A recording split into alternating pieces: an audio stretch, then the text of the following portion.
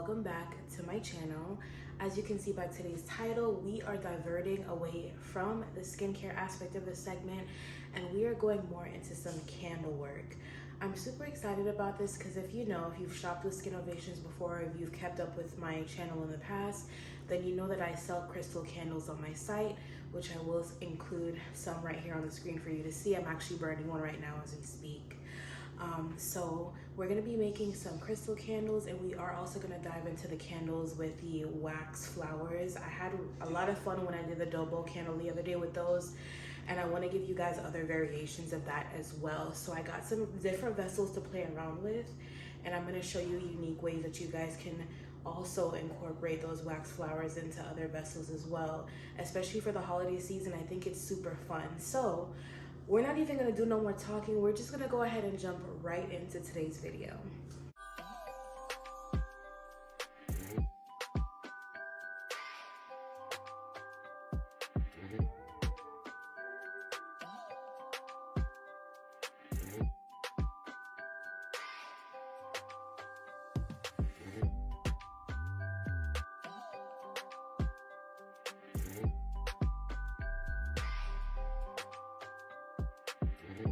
So as usual, you guys have got your preview of all the tools and supplies that we will be using in today's video. And I have great news. I actually have my tub of coconut apricot cream wax here with me.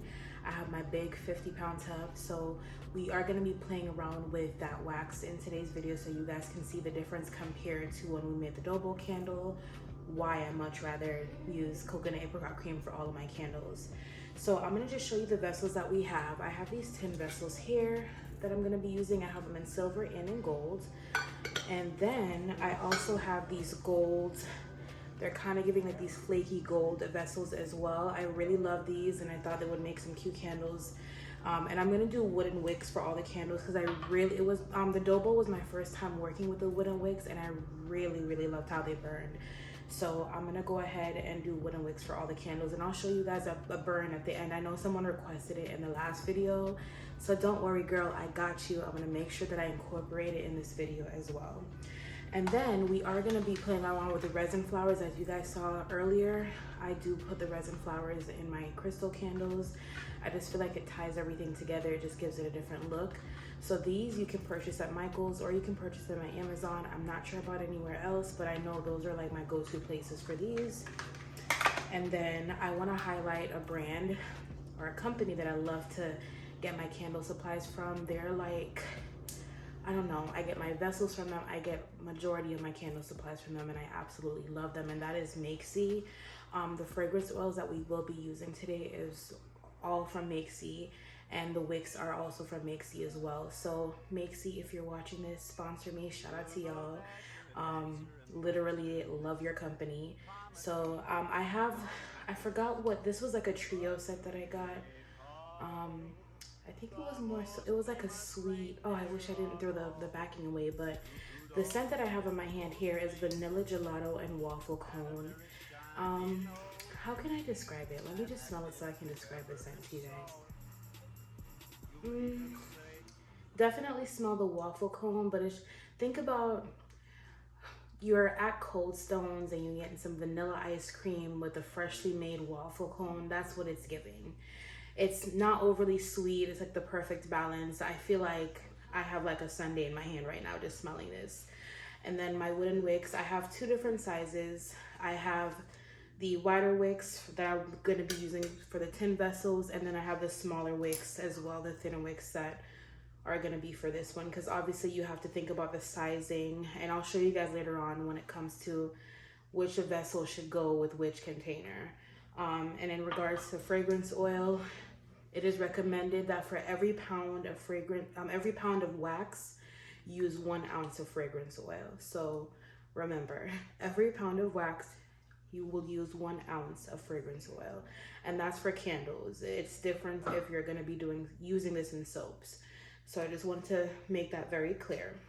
So anyways, we're going to go ahead and start the process.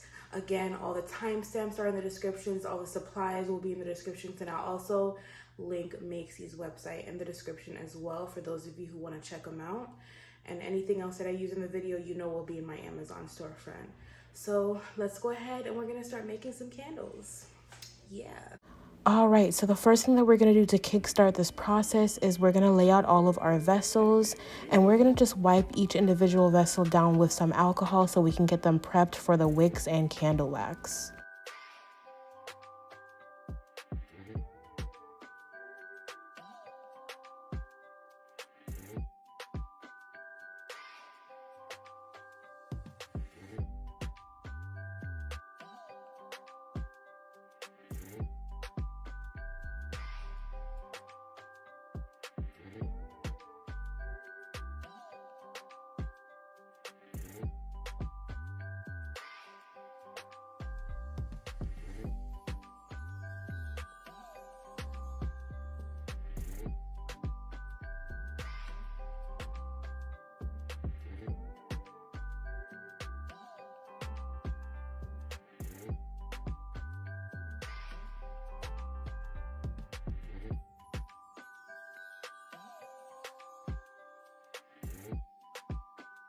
So now we are diving into the coconut apricot cream wax, and you guys, I'm sure, can already see the difference from the wax that we used in the dough bowl candle video, which I will link if you need to reference that.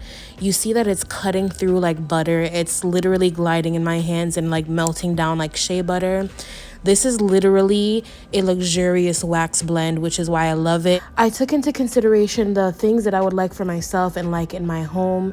And I also took into account the quality of ingredients that I would like to use in my space, on my skin. All of those things I thought about when I was creating and formulating all of my individual products. With the coconut apricot cream wax, it is on the pricier side. For this 50-pound tub, I paid a little over $180. But you get what you pay for. And just to go over some of the benefits of the coconut apricot cream wax, it is a clean burn, it's biodegradable and natural, it's also renewable, vegan, and non-toxic, which is a plus. You know, everyone loves a good non-toxic candle, especially if you have pets. It's skin safe, it's been clinically tested and dermatology reviewed, it's easy to use, literally has that bright white color, which is another reason why I love it. It's a slow burn with excellent adhesion, great hot and cold scent throws, which goes into your fragrances and everything. It easily holds up to 12% of fragrance loads as well. And did I mention that it's beginner friendly? So all of this is a win-win. It's a plus. And like I said, I know it's on the pricier side, but it's well worth it, and you'll be happy with the quality of candles that you'll get from this wax, which is why I highly recommend it. As you can see here, I'm just going in with my scale to show you guys that I've measured out exactly a pound of candle wax to get melted down. I am using the double boiler method. I do not have my wax melter. It is out of commission, so I have to get a whole brand new one. I also went through and prepped my wooden wicks with the clips on there. And then we're going in with our electric heat gun. This is the heat gun I was telling you guys about the other day, just to check the temperature. I usually like to throw my fragrance oil in between 180 and 190. So we have it at a good temperature now, so we're gonna go in and add that fragrance oil. As you saw in my tips that I included earlier in the video, you want to ensure that you stir your fragrance oil into the wax for at least 2 minutes, preferably with the assistance of a timer.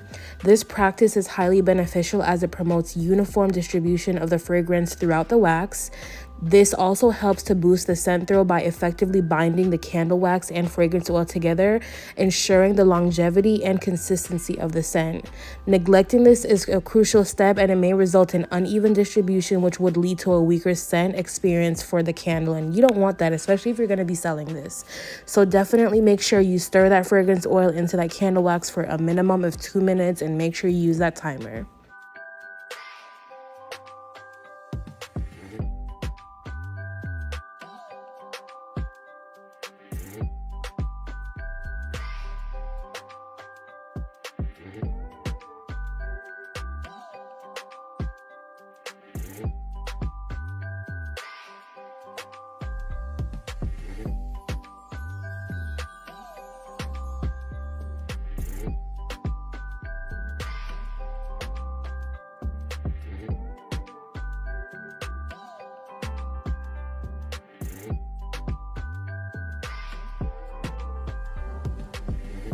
Now that we're getting ready to pour our candle wax into our vessels, if you want to avoid flaws such as frosting, air bubbles, and wet spots, you can heat the jars before pouring the wax in.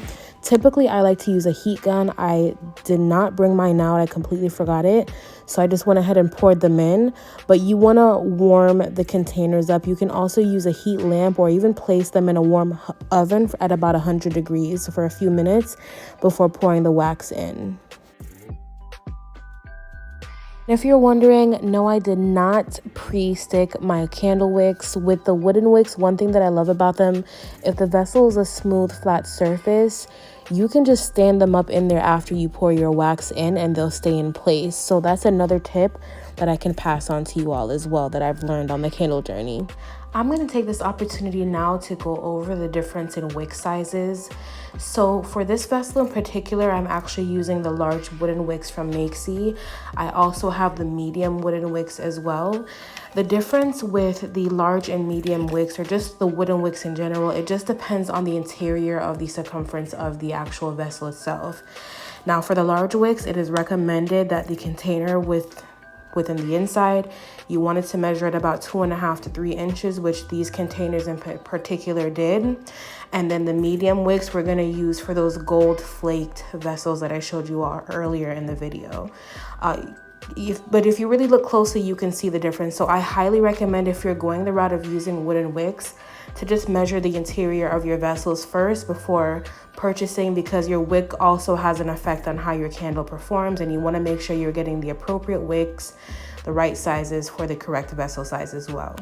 And to add on to that, when you don't have the correct wick size for your candle vessel, for example, a wick that's too small can cause tunneling, while a wick that's too large can lead to excessive smoking or uneven burning, which you don't want. So again, I stress the importance of making sure you have the right wick for your candle, and also making sure you test out your candles before you give them out to anyone, or if you're going to sell them, because you want to make sure that whoever has the candle can burn the candle safely. So I'm just going through and I'm adding my crystals just to see how I would like to have them organized on the candle. Now, for those of you who are watching, you don't have to put crystals on your candle. I just wanted to do this for my own personal preference. You don't have to put anything on the candle. If you want to just make the candles as is and put some cute stickers on them, make sure you have your warning labels at the bottom, you can do that as well. But me, I don't know, the extra in me, I just have to go all out with the candles. So, you know.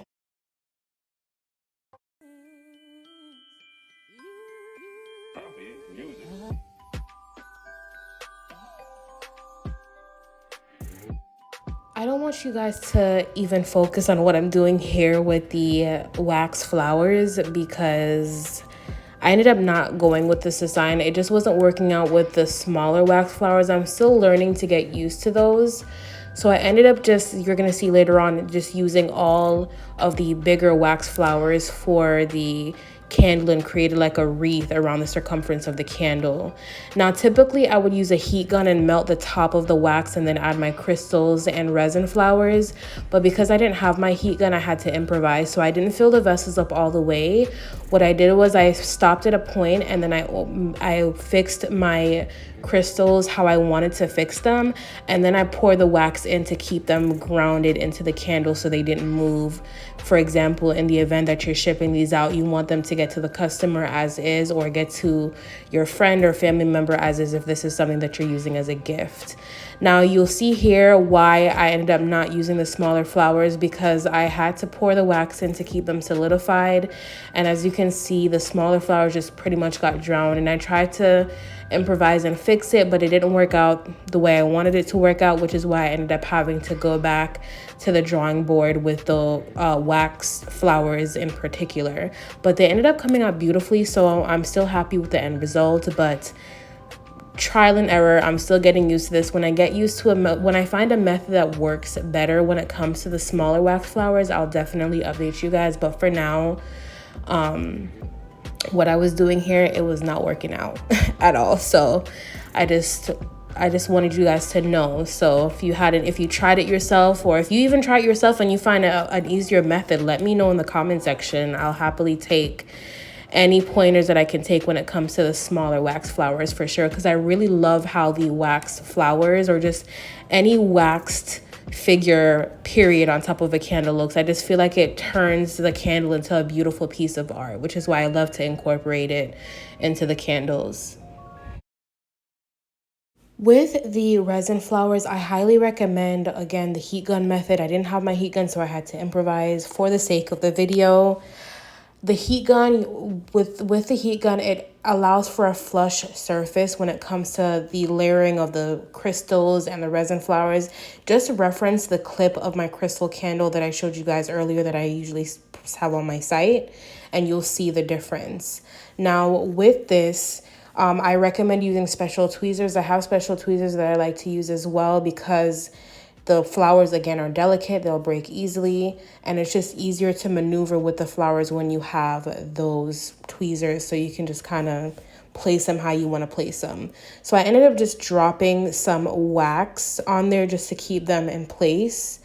It kind of bothered me that I wasn't able to use the heat gun method, but like I said, I had to improvise. They still came out beautiful, as you guys are going to see in a moment. But those are just some tips that I recommend if you want to make these candles yourself at home.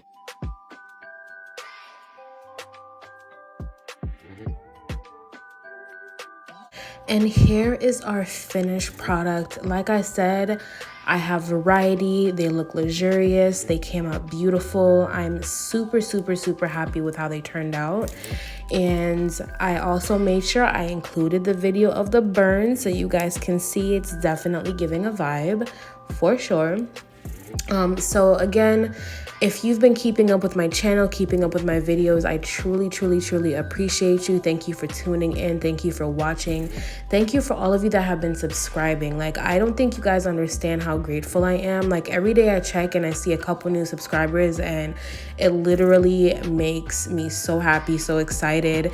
And I just want to just jump for joy. I keep, oh my God, I got 2 more subscribers. I got 5 more subscribers. I'm like a kid in a candy store. So just know that I'm so, so grateful for you guys.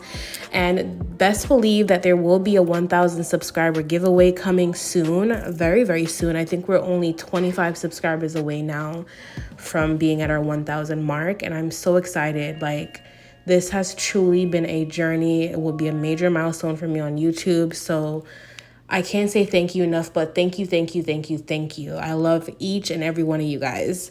So let me know what you guys think about this video. Let me know if you need any tips. Remember to reference all of the tips and tricks that I added in the earlier part of the video if you need to reference more details about candle making. And again, I'm pretty good at responding to comments. Feel free to leave your comments in the comment section down below. And again, all of the details about the ingredients used, the tools, the supplies, everything, all of the websites or brands that I spoke about in today's video will be linked in the description down below. Thank you again for tuning in to day 6 of Vlogmas with me, and I will see you guys for day 7. Bye.